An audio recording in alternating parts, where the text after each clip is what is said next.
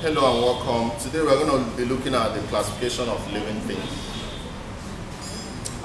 Why do biologists classify living things? They classify living things in order to get them in groups to study them. It makes the study of living things much more easier. When you classify living things into groups, you can easily infer from the behavior of one group to the other. If you have a group of living things that are classified under the same kingdom or under the same class, you can easily relate their characters. Now we have what we call the hierarchical classification, where you move from the kingdom, where you have organisms having very few similar characters, but varied differences, down to species, where you have organisms having plenty similar attributes. And that is what we are going to be taking our time to learn.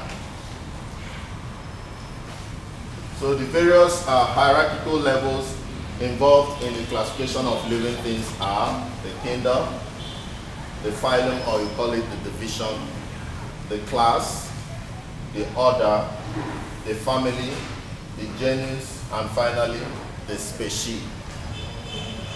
Organisms that are under the same species can have intercourse and bring new ones.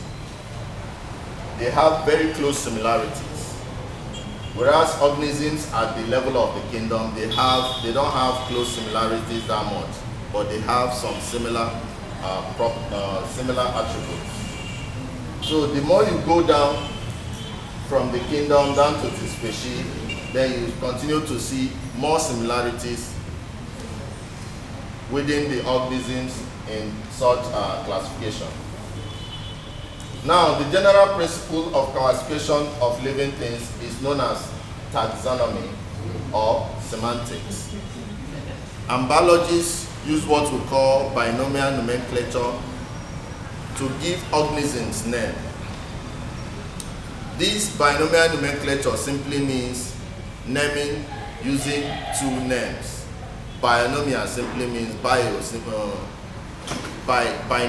bi simply means two, and nomenclature simply means naming. So when you name by giving two names, you're doing what we call what? Binomial nomenclature. Now, very good examples of where this binomial nomenclature we are used are, as you want to name human being. When you get the first one from genus and the second one from the what? Species. We have human being as Homo sapiens. Homo sapiens simply means modern man. Then we have elephant or African elephant as Loxodonta africana, because you have two names, one coming from the genus and the other one coming from the species. Then we also have Z-maize, meaning cultivated maize, with one name coming from the genus and one name coming from the species. So given